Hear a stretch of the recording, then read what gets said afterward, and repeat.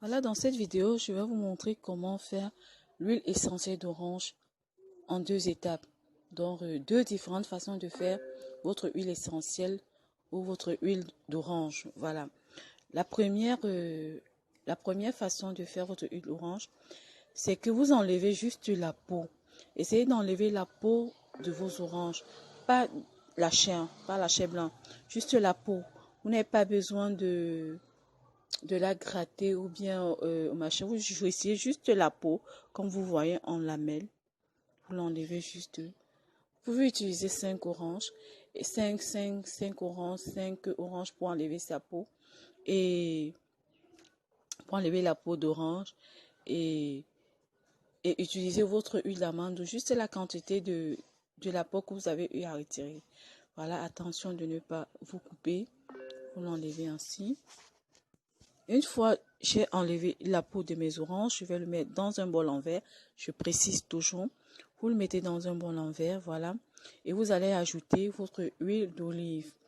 Vous ajoutez votre huile d'olive selon la quantité de votre peau pour que votre peau d'orange puisse nager. Pas beaucoup, juste le juste niveau qu'il faut.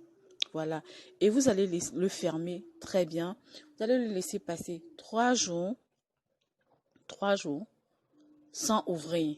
Vous le laissez macérer 3 jours sans ouvrir. Voilà. Vous allez le fermer, toujours dans un bol en verre. Voilà. Vous le laissez fermer 3 jours. Rendez-vous dans 3 jours. Voilà, maintenant nous allons passer à la deuxième étape, la deuxième méthode, comment faire votre huile essentielle. Maintenant, vous allez utiliser un grattoir pour pouvoir enlever les zestes d'orange. Je ne sais pas si vous voyez la différence.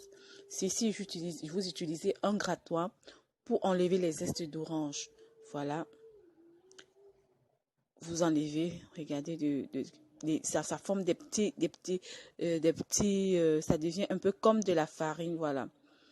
Voilà mon zeste d'orange que j'ai enlevé. Maintenant, je vais le mettre dans un bol en verre toujours. J'ajoute d'abord mon huile d'olive vierge, voilà. Vous le laissez toujours dans le même bol. Vous ajoutez juste de l'huile vierge. Vous allez le passer au beurre marine.